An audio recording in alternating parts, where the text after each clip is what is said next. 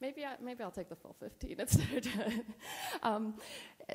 But there's nothing new or different than that I have to say, or I plan to say, that has not been said over the past day and a half. And so what I decided, but I did have this moment where I thought, well, if we are indeed launching kind of this community where we are going to begin to really work together and figure out how to do this, starting with similar language, similar vision, similar ideas is a fabulous place to start. I've started at ground zero. I've started at negative 10. To be in a place where people are sharing the same kinds of thoughts and ideas is a fabulous thing. So I'm just going to very quickly, just go through a few key points to kind of connect what we've heard to what we're going to do in the next hour or so. This is really it for what I have in terms of research. So I did say just a couple of bullets, and first of all, and again, if you go to the Center on Time and Learning, there's just a treasure trove there. But as you know, probably better than I do, instructional time requirements are typically set forward by the state. There are regulations, there are laws, et cetera, and they vary by state, and some schools and districts exceed them. But I think one of the critical points, and Claire and her colleagues make this point really well, is it hasn't changed dramatically over time. And I think, you know, Joe, in his introduction at the beginning of all of this, when he talked about, and he showed the transcript from 1932 and his grandfather, it's the same kind of message about change or lack thereof. And it's really very similar in terms of time and how much time. But certainly what we've seen is a movement toward changing that. And you all know and feel it because school improvement grants require it. I'm working with a school district that is really struggling to try to figure out how do we add more time and how do we do it according to our vision for what we want to do. And the Regional Education Lab Midwest, they're here, one of the sponsoring organizations here. They recently published a study that in 5 Midwest states, they reviewed 1,400, almost 1,000, 1,400 school improvement plans, and at least 70% of them had at least one extended learning activity. So we're definitely seeing and moving in this direction. So why increase time? Certainly it's about kind of increasing learning, meeting kids' needs, but in many ways the research support, it's suggestive, it's weak, it's, you know, I led the huge evaluation, the national evaluation of the Gate Small School Initiative, and it's the same kind of thing. It's as you know quite well, it's not about getting bigger, getting smaller, adding more time, doing this. It's about thinking about how do we use structure and organization and these things as a way to, as a resource to implement a shared vision and mission. And so the research is kind of all over the place in terms of really showing empirical results and impact, because, you know, when you say extend time, and then you go out and you have a variable that says extend time, yes, no, how many hours, people extend time in a variety of different ways, and sometimes they use that time extraordinarily well, and sometimes they don't. You know, as a researcher and evaluator, I go into schools all the time seeing advisory periods and various things, and I don't recognize them from one place to the next. So I'm just going to quickly go through. Part of what Lee and Claire are going to talk about is really this understanding, certainly, that you all know that in order to meet all kids' needs, you really need time. You need time with them. You need time with each other. And you need time to really kind of learn, and that's what we've been hearing in many ways over and over again. And then just basically, traditionally, high schools have not been organized in order to really facilitate this and really help in terms of collaborative relationships and using time very flexibly, particularly at the high school level. This is really busy, and you have to forgive me, but One of the things that we're kind of looking at and talking about and thinking about is, understanding what are these barriers to really meeting all students' needs at the high school level. And as we begin to really think about what to do and how to do it, what are some of the potential solutions that would at least help overcome some of these barriers? And the panelists here are going to really kind of talk about their experiences, and I think some of the things that I have up here, in my mind, I've been seeing kind of patterns in terms of the conversations that have been going on the past day and a half. And I'm just going to leave you with one quick quote, because I know time always feels like it's against us, but here, to achieve great things, two things are needed: a plan and not quite enough time, never enough time. If you feel like there's enough time, you're not reaching far and high enough. So anyway, thank you. And okay, I have no technology skills, so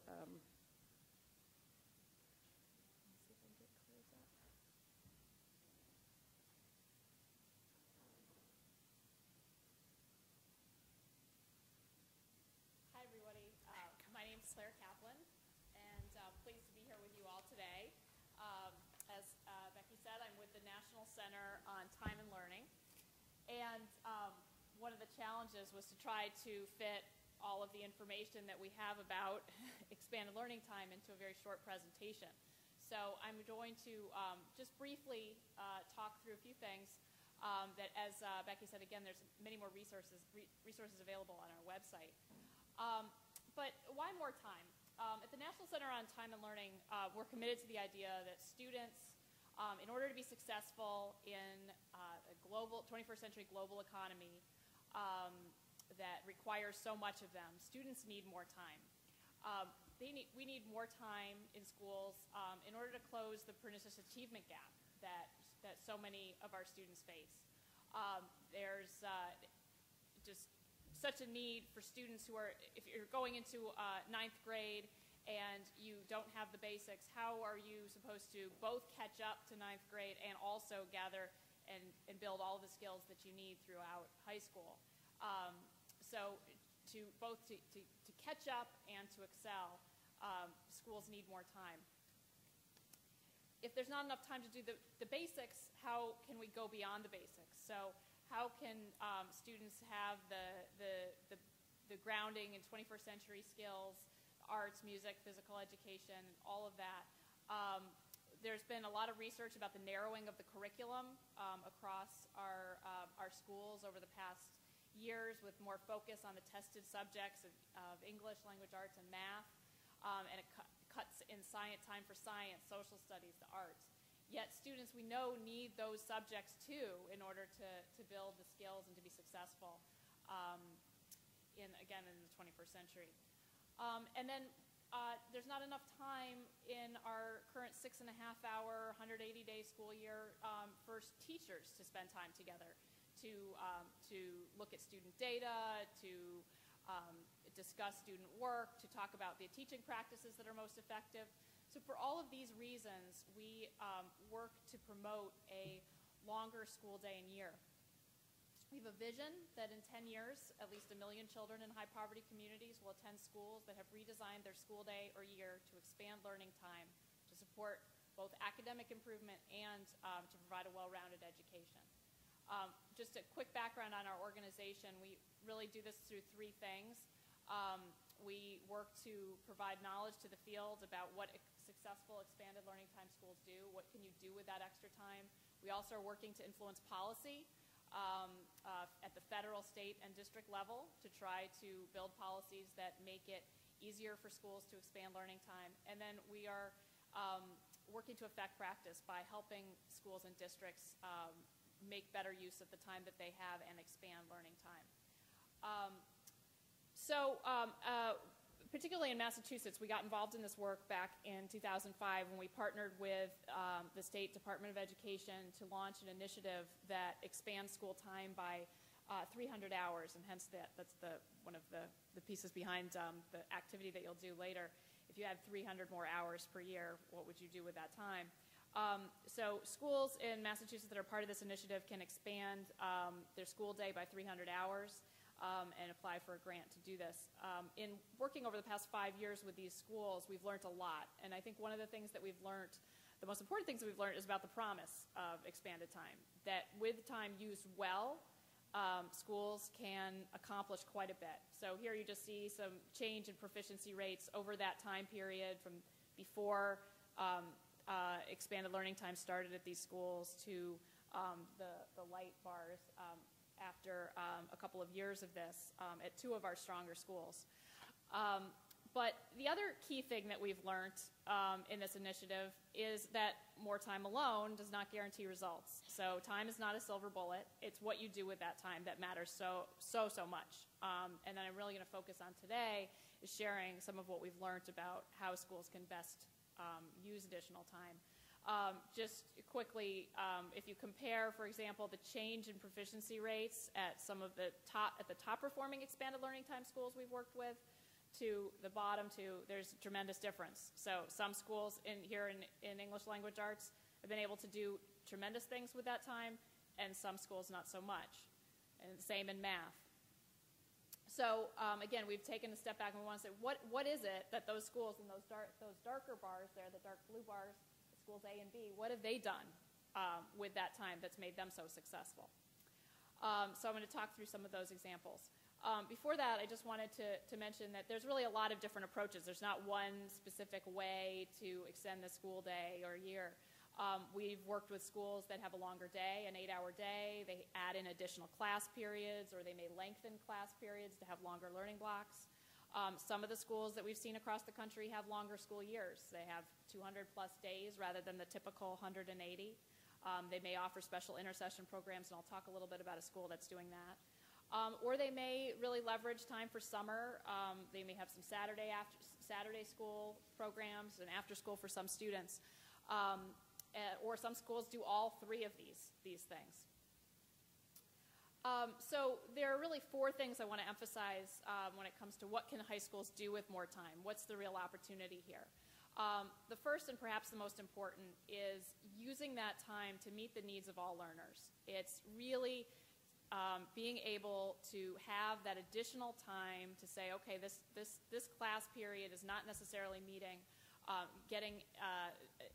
the student needs. Students aren't necessarily grasping the material. To have an extra block of time to provide additional support, to do that kind of double dosing for some students.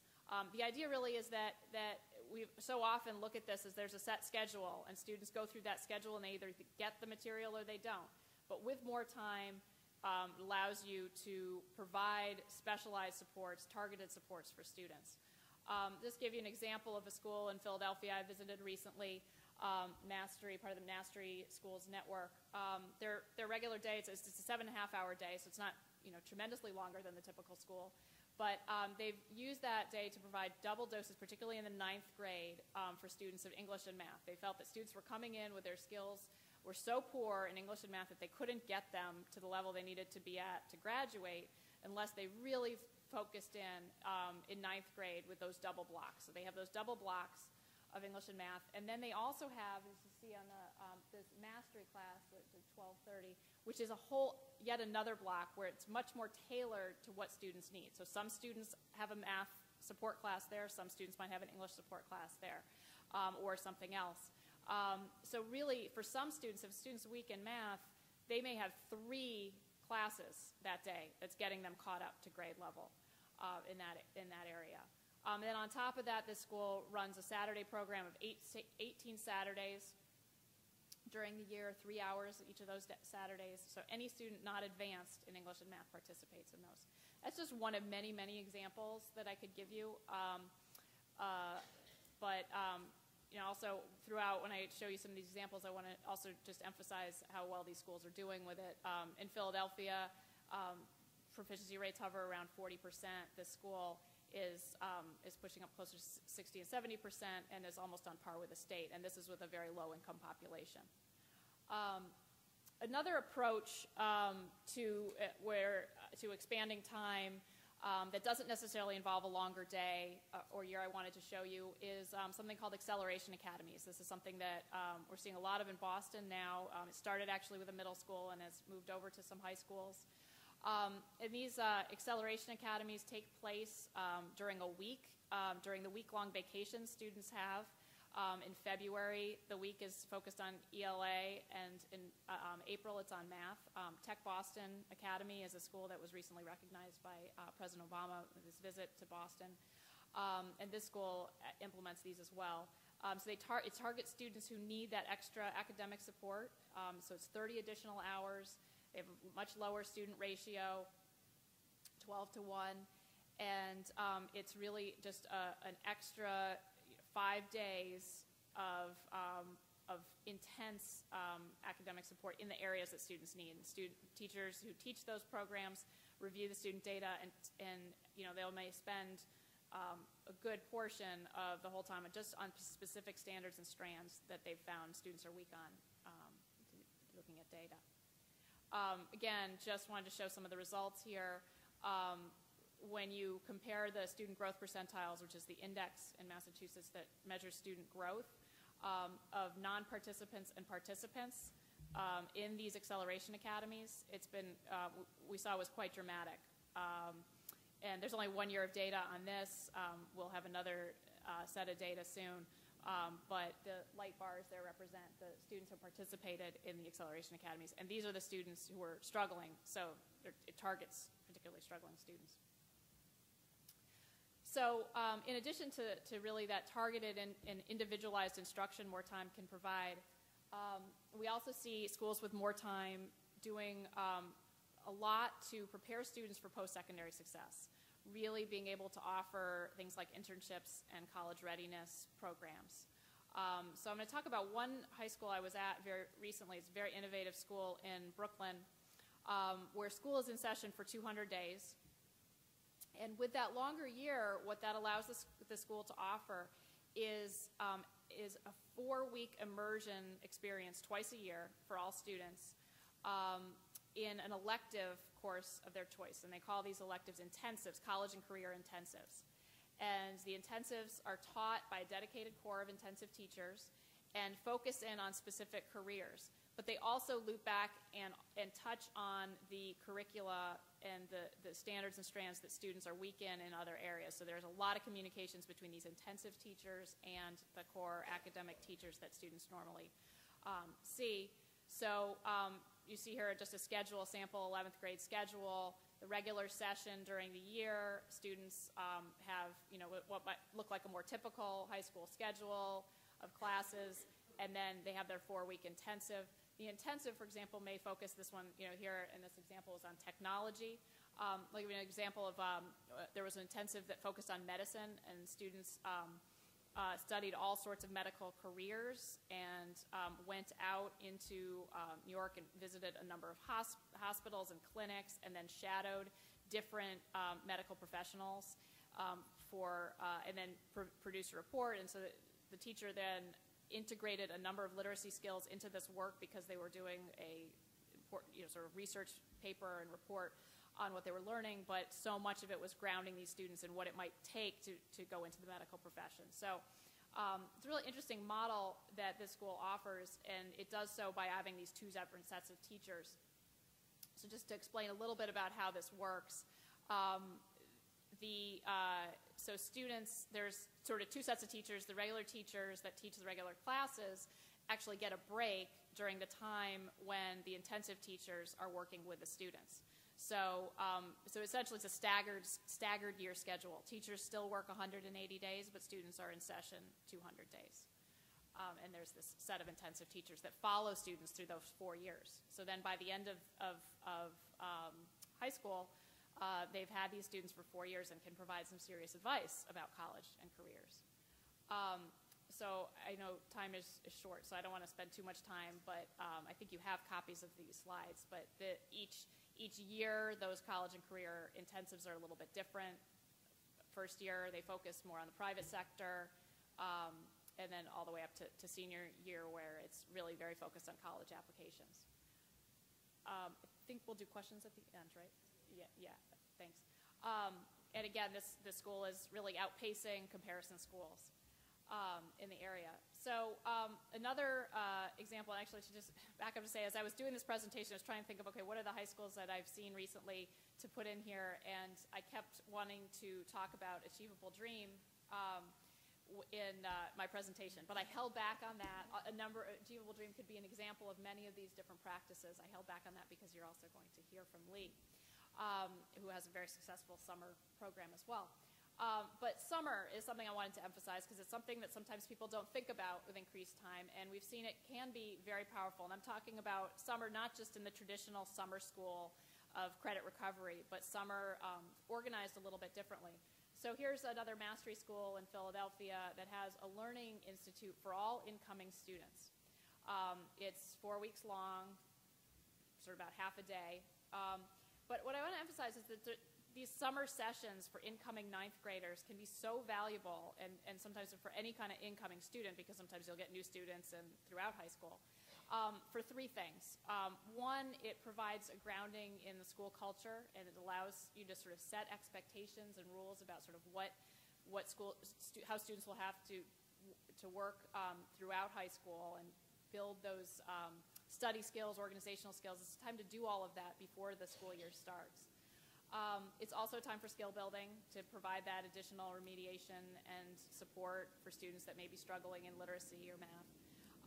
And most importantly, and often overlooked, it's a time for assessment, which allows teachers to actually hit the ground running on the beginning of school. So much of the time, often teachers don't have good information about students who are new to the district or new to the school until well into the year. So if there are reading issues, if there are math issues or whatever it might be, they can start the year knowing about that. So I've seen these summer sessions can be quite powerful. Fourth, to develop excellent teachers, we know that you need time for professional learning communities and instructional leadership. I don't want to spend too much time on this because I know that there's been a lot of other sessions these past few days about that. Again, that school I mentioned before, Brooklyn Generation School in Brooklyn, during that intensive time period, teachers use 3 weeks of that is vacation time for teachers, and an extra week is for professional development. And so in comparison to typical schools, these schools have 20 days of time where the teachers are in session with each other, but not with students and not teaching with students, which can be very, very powerful.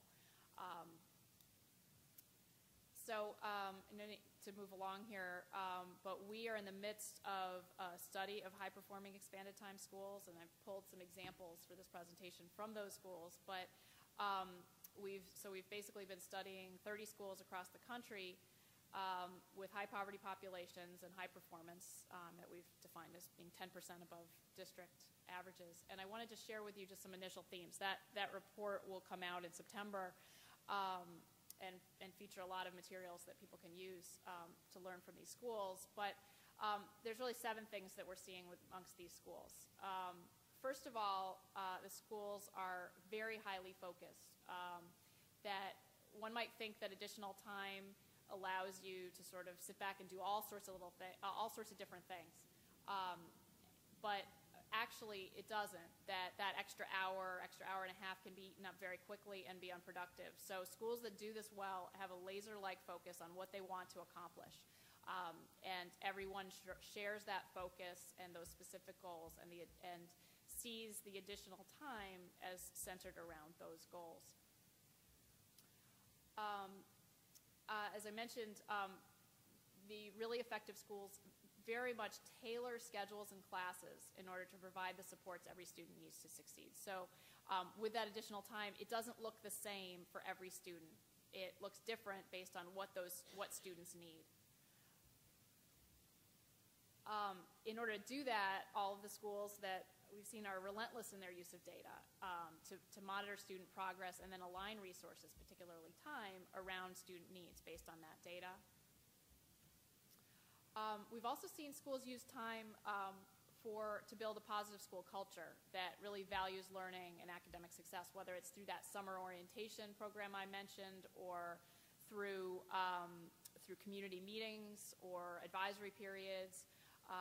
They really use additional time to sort of promote values of hard work and achievement and to build a college-going culture. And then, as I mentioned, they use that time to really improve instruction through collaboration and professional development and coaching. One of the schools I visited recently has every single teacher is matched with an instructional leader and then meets with that instructional leader at least once a week and is observed once a week and gets feedback on their teaching. So they teach fewer classes but are in school for a longer day. But that real emphasis on instructional leadership and professional development in that extra time is really important. And then the final thing I'll leave you with, because it affects schools even that aren't necessarily using more time, is these schools make every minute count. And I think that's one of the things that's most palpable about some of the really successful schools, that from the minute students walk in the morning to the minute they leave, every minute is made productive use of. There's no real downtime in the sense of, even beginning a class, students walk in, they get ready, they do their work, and this is all thought through very carefully.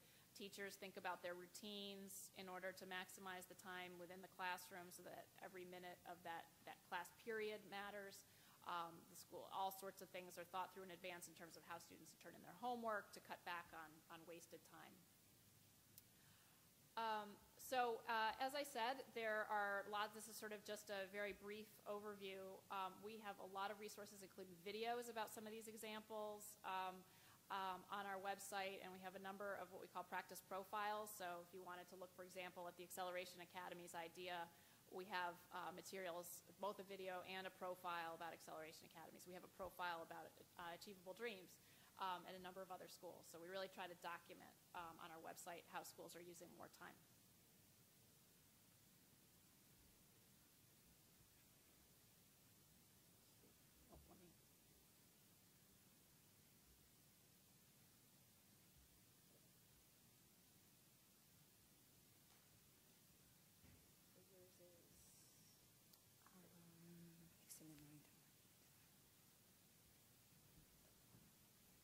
Good afternoon.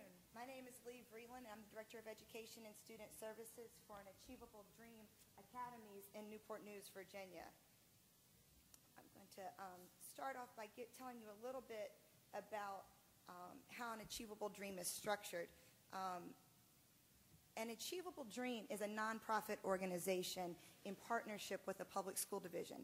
I don't know if any of you have read the book Tough Choices or Tough Times, but one of the things that they make reference to is that really, if you're looking at a new innovative model for operating a public school, you do not have to reinvent the wheel of transportation and the cafeteria, the lunches, and things of that nature. Why can you not partner and rely on the resources that they're already doing really well, but allow yourself to bring in some additional resources? So that's what an Achievable Dream does. We have two schools. K-5 is an Achievable Dream Academy. It is our students in kindergarten through 5th grade. And then 4 years ago, actually 5 years ago, we were able to open an Achievable Dream Middle and High School. So our students stay at the academy until the end of the 5th grade, and then they make the transition to the middle and high school going into the 6th grade and stay there with us until the end of the 12th grade. That in itself is a very unique environment where we're able to have all of our students in one setting from kindergarten through 12th grade. I do want to point out, we have a very long mission statement, and so I just want to point out 2 sentences in it. I've been trying for the longest time to maybe get them to reduce the length of the mission statement. What I'm going to really focus on today is what you see at the bottom of the second paragraph, implementing a social, academic, and moral education. We believe wholeheartedly that in today's society, dealing with the students that we are dealing with in a high-poverty school, that we cannot just educate a student academically. If you ignore all of those other components, you are not going to reach that child academically. So I'm going to break that down and how we do that using our extended learning time. The other thing that I want to highlight is just the last sentence of the last paragraph. And that is that it is our goal to light the way for success for all students. So regardless of their background, and it doesn't mean that it's one fit for all students.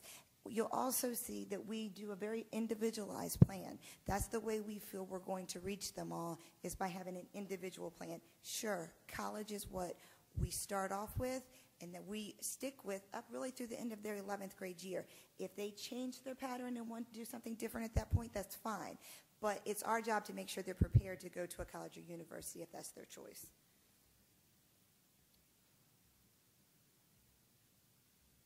Oops. I got a little finger happy there and went on to the next slide. Kindergarten through second grade at an Achievable Dream is what we refer to as the preparatory academy. Our students are following all of the Achievable Dream guidelines, the uniform and everything, but they're not truly accepted into the program. They are accepted into the program coming into the third grade. And we pull from all over the City of Newport News.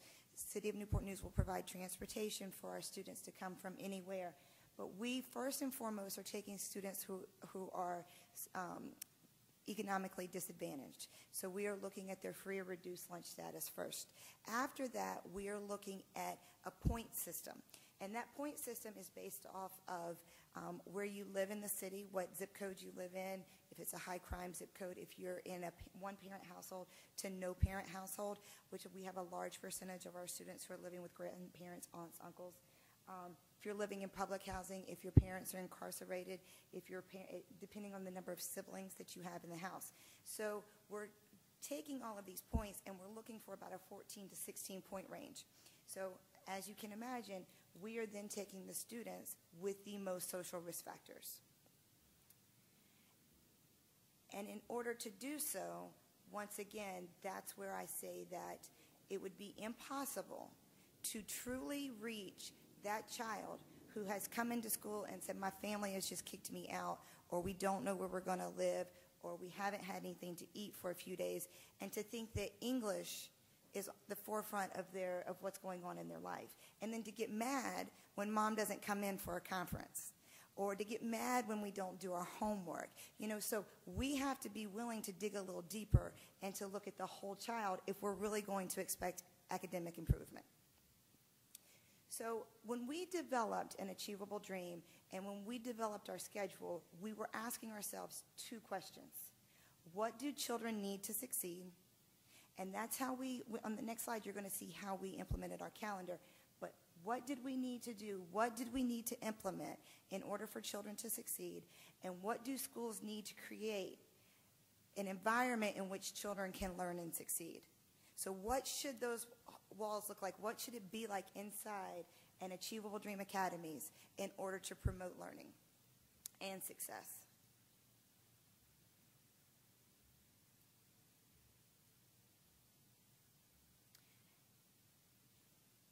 We've heard a lot about extended time, summer intercession, and Saturday school, and you're going to hear about it all from me because we're doing all of that at an Achievable Dream. An Achievable Dream is on an extended day schedule. We are in school from 8.5 hours versus 6.5 hours every day. So, and I'm going to show you what that looks like, what we do with that additional time. I think what Claire pointed out was so important, that people assume that now you have all this time and you can do so much. And that is just 2 hours is not that much more additional time. And people want to throw so much into it. If it's not organized and structured, you've wasted time. All you're doing is sitting there for an additional 2 hours.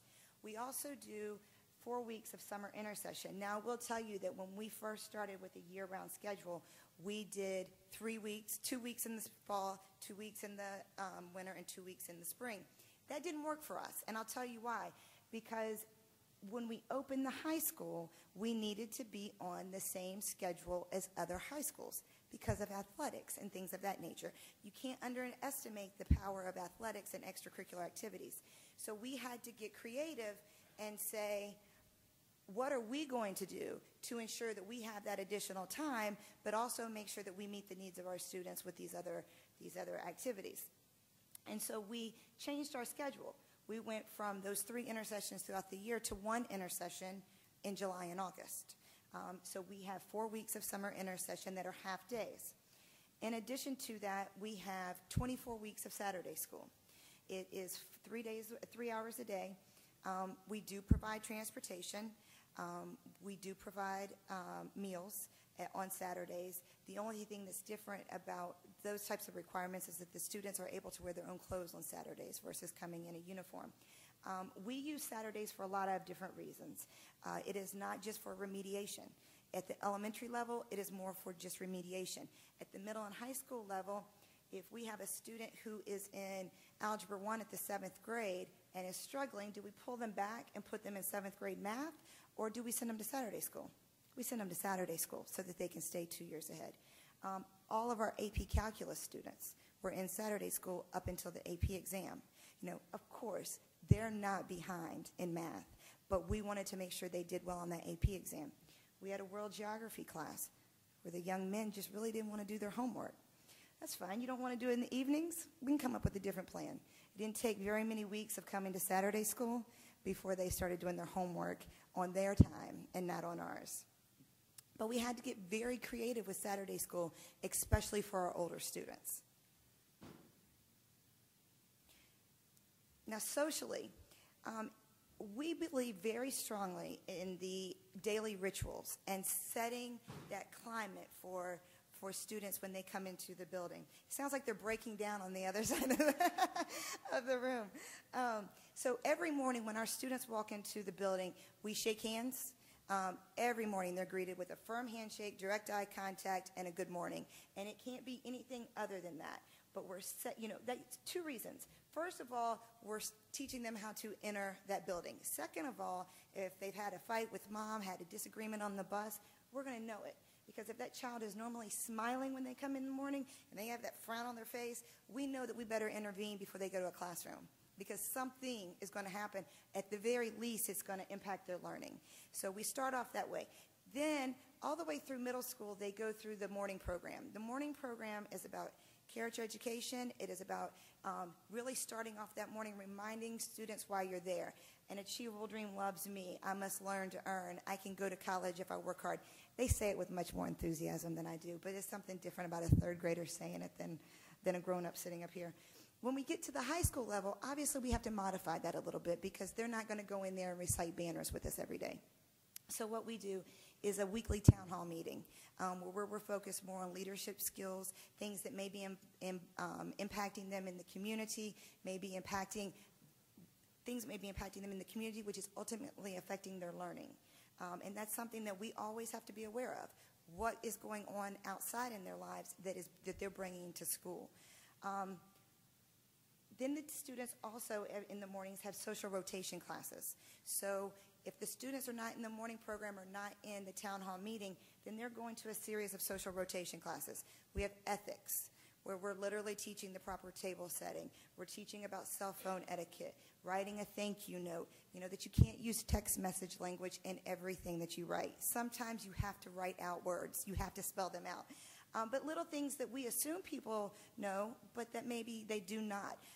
We have a class that we refer to as Speaking Green. Speaking Green is our standard business English. We call it Speaking Green because green is the color of money. It's not our attempt to make anyone materialistic, but it is our attempt to say that if you're going to make money, you've got to be able to code switch. We don't expect that you're going to do it all the time, but we do expect that you're going to do it in these walls. We also have ethics. Ethics is making the right decision even when no one is looking. What would you do if you're in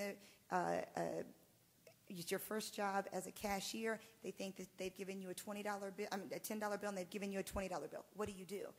A lot of times if you're faced with these decisions early on, you'll make the right decision.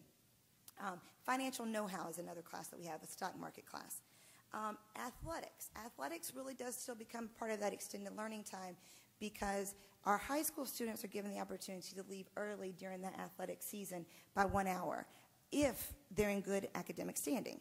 So if they're not in good academic standing, they cannot participate in sports. Academics comes first, and we have set a standard of 2.5. You have to have a 2.5 in order to play athletics. The What It Takes program is our career readiness program, and we have developed 9 soft skills to include punctual attendance, critical thinking skills, being a team player, understanding the big picture. And we have corporate partners such as our local health systems, our shipbuilding industry, Smithfield Foods, the city that we live in, that come in 2-week rotations and actually teach these skills to the students themselves. They're not hearing it from us. They are hearing it from someone who could potentially hire them one day, who could potentially fire them one day if they weren't meeting these standards. So they're getting firsthand information. In addition to that, I think we had 200 hours of job shadowing and internship opportunities this year, so that the students were actually able to get out into these sites, which is really where the difference is made. They've lived it in the building, but when they get the opportunity to get out there and feel it and see it, oh, I want to sit in a chair like this one day. I want a telephone with all of these buttons. You know, it's the small things like that, but it really does make an impact on the students. And then we have 24 clubs at each school. We have golf clubs, tennis clubs. I failed to mention when I spoke of athletics that our students in K through 8th grade receive weekly tennis instruction. We have 3 full-time tennis coaches. And we chose the sport of tennis because it enforces those same ethical practices that we're teaching in the building. The sport of tennis does the same. So we've implemented clubs that the students get the opportunity to have fun. You know, it's their time to choose what they may be interested in, and we do that every week. 1 hour every week is devoted to club time. And of course, we do have uniforms and dress codes, and every day they're inspected. That's probably one of the most time-consuming components of our job. If I say tuck in your shirt once, I say it 500 times, but it's an important part, because I will tell you that the day the students are allowed to dress down, it's a different feeling in the building. When they're in a uniform, it sends a different message. Our high school students are not in uniforms, they are in a dress code. Because they are going to a different school to participate in athletics, we're not going to send them over there to where they're standing out in a dress code, in a uniform, but we are going to send them in khaki pants and a collared shirt with their shirts tucked in. And on a really good day, they're going to walk out of the building with the pants pulled up. So those, you know, we do have high expectations for their appearance. Academically, as I mentioned before, we are in a partnership with the local school division. So we are following their same curriculum. We are taking their same quarterly test. In Newport, in the state of Virginia, we have the standards of learning. You know, just as anyone else has your state test, we're in the middle of our standards of learning right now. So we are following the same curriculum. What is different about an Achievable Dream is that we have that additional time for dual enrollment and double blocking. Our students in middle school and high school all take double the amount of math and English. So every day they get their dose of math and English.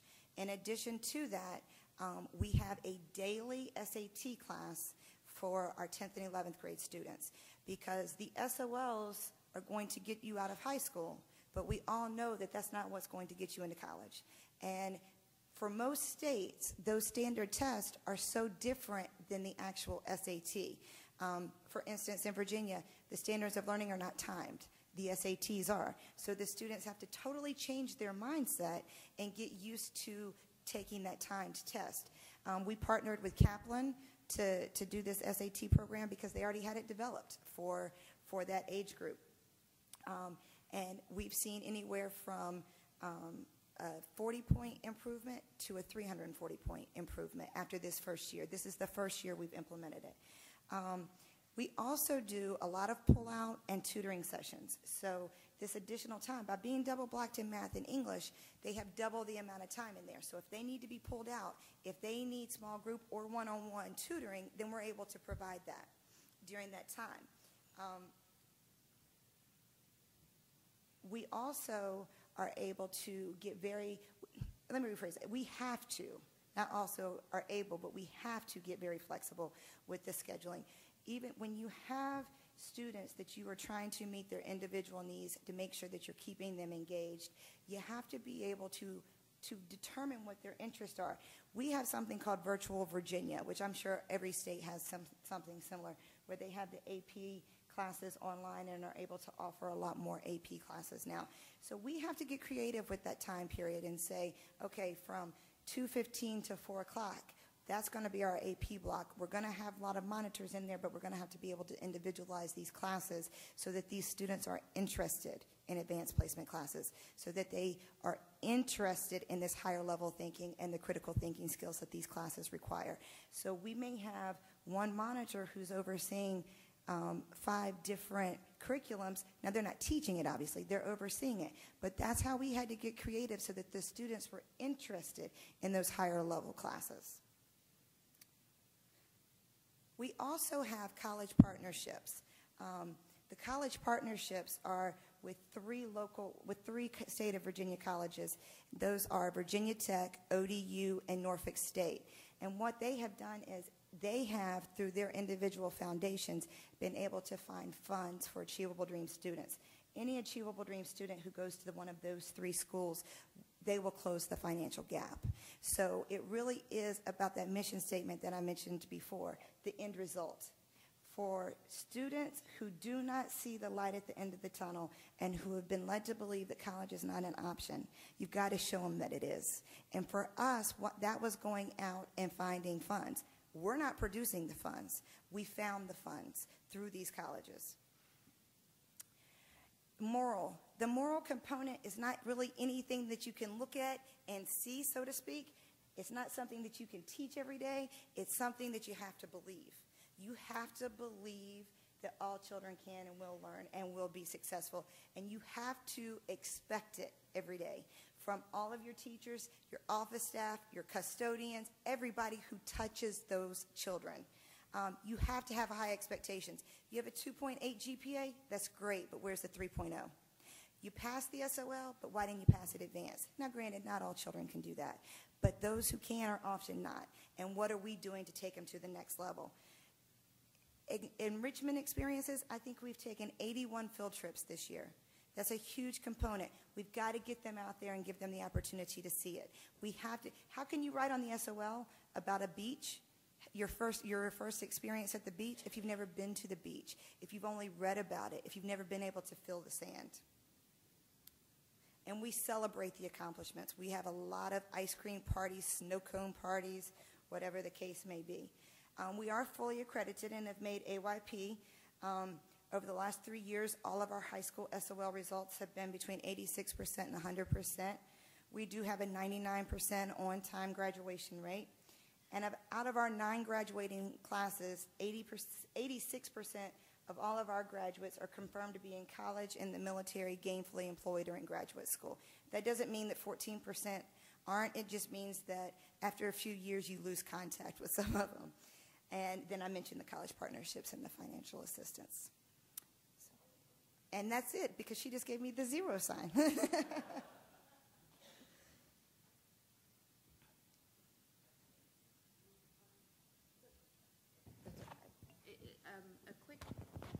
quick time check. It's 2:13, and we have about 30 minutes. And I know there was at least one question. It may still be there, so I just wanted to maybe give a couple of minutes just for a Q&A, just to see if there are questions before we jump into small group.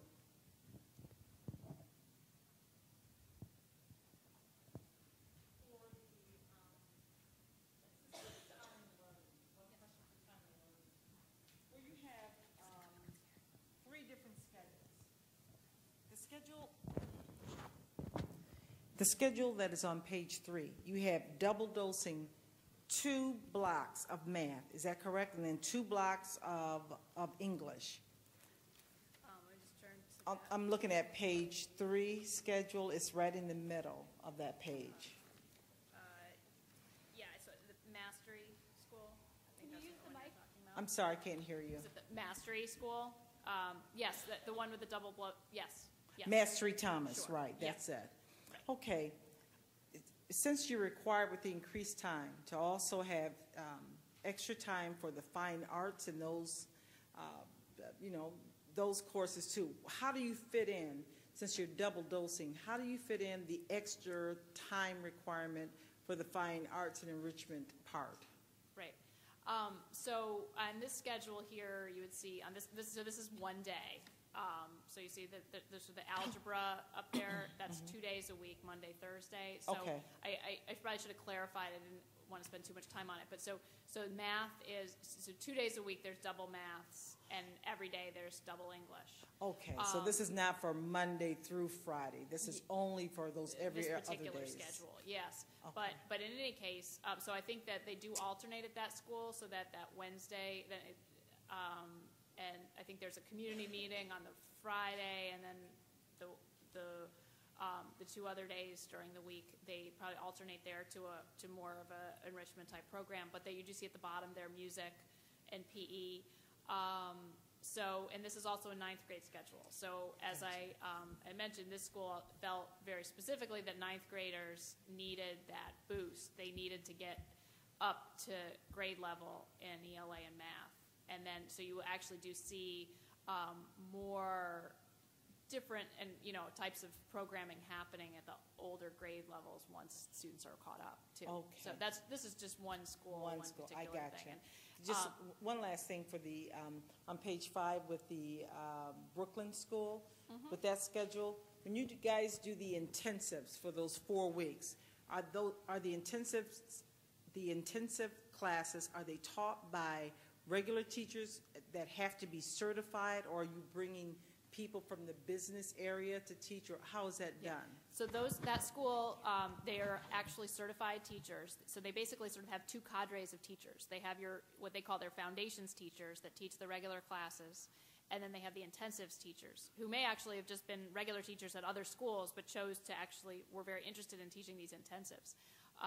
So they're hired in, and again, they incorporate, the academics into these classes. So there's certainly a math and an English component, and I sat in on a law component that certainly had a heavy dose of social studies and English. It's just that they're very thematic and very focused on getting kids out into the community and experiencing careers and colleges.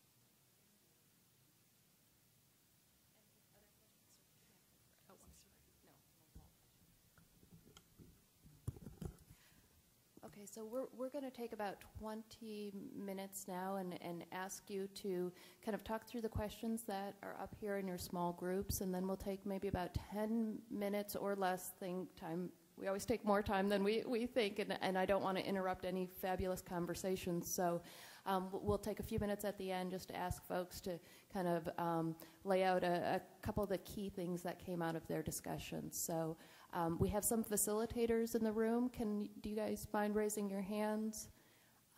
They're just going to kind of come around and join your conversations a bit, and I'll come down too, because as I said, I really want to hear from all of you and what you have to say. And we'll go for a little bit, and then I'll let you know when we want to just kind of break out. Any questions about the questions or anything? Okay, why don't we go ahead and get started? I hate to interrupt some really fabulous conversations, but I want to, kind of report out.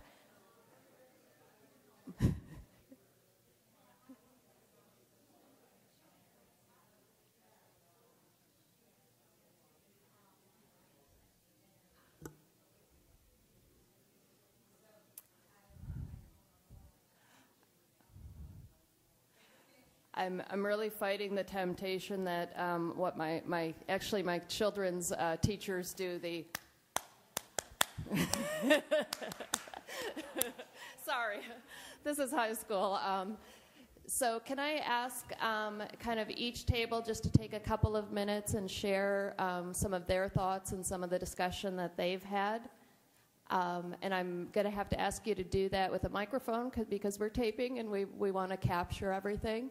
So why don't we go ahead with this table over here? If you don't mind, we can work our way around.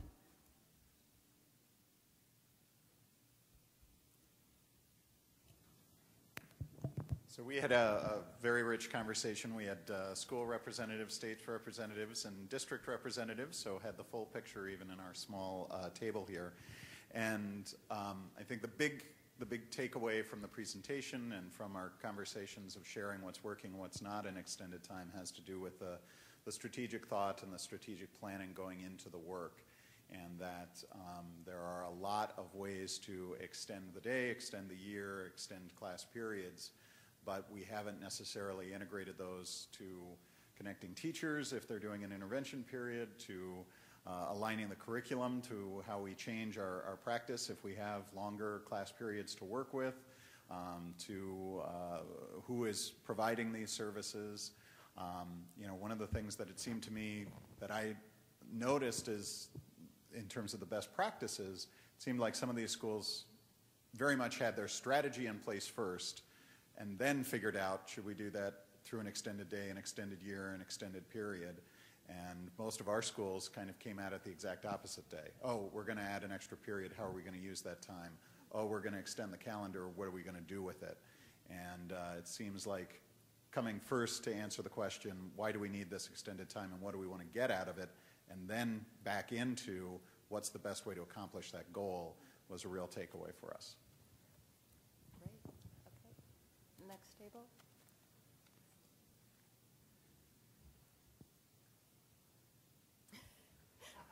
Please, someone.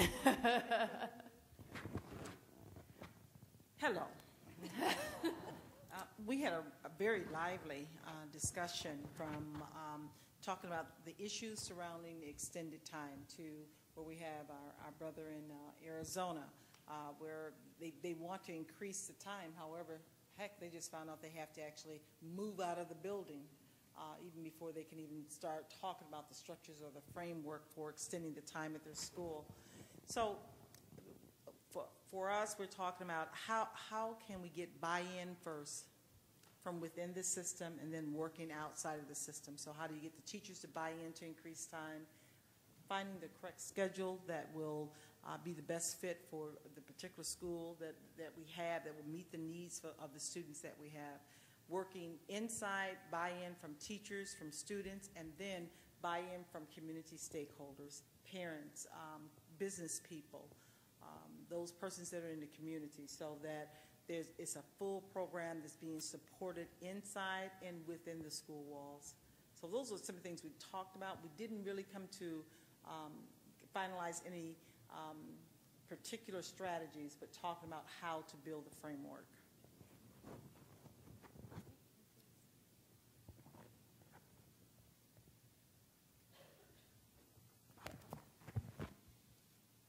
Well, we also had a rich and freewheeling conversation here back in the corner, and we had the school district and state represented, as at least one of the other groups did. We talked a bit about using extra time or using additional time to apply skills, because so much time is committed when extended time is engaged in strengthening student skills, because they come to us lacking some of those basic skills. Adding time would allow time for real-world application, connecting the world of the school to the world outside the school. We talked a bit about the barriers that transportation throws up for us, especially in larger districts, in terms of altering schedules and being creative around extended time, and using SIG dollars to specifically pay for the kind of transportation needed when schools alter their schedules. We talked about using time for PLCs, adult PLCs, that would focus on improving student engagement and teacher effectiveness as an important use of time by adults.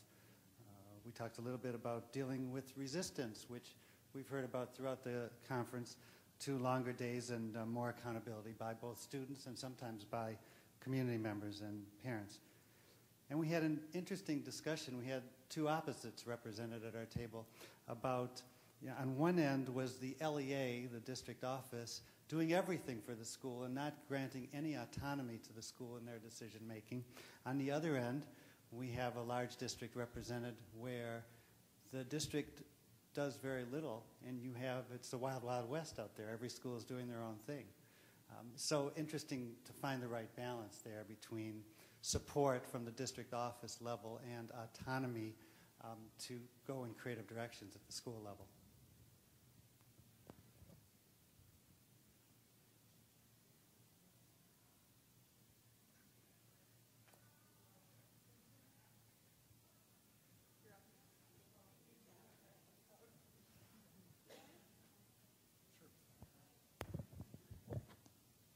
Good afternoon. We talked about Saturday school, extending school by the 6th day of the week, and talked about what to require and what to incentivize, and had a good discussion about that.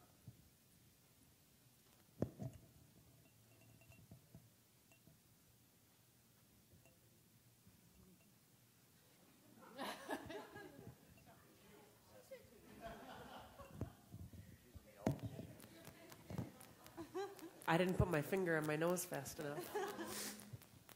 Well, we talked about a lot of the same things, the constraints of transportation. We also talked about constraints of teacher contracts with extended time. We shared some ideas of ways that we know of schools and districts that have overcome those, some different ideas. What else we talked about? Is that about? Yeah. And like the other tables, we had both school and state representation, so it was a good conversation and a good time of sharing various ideas.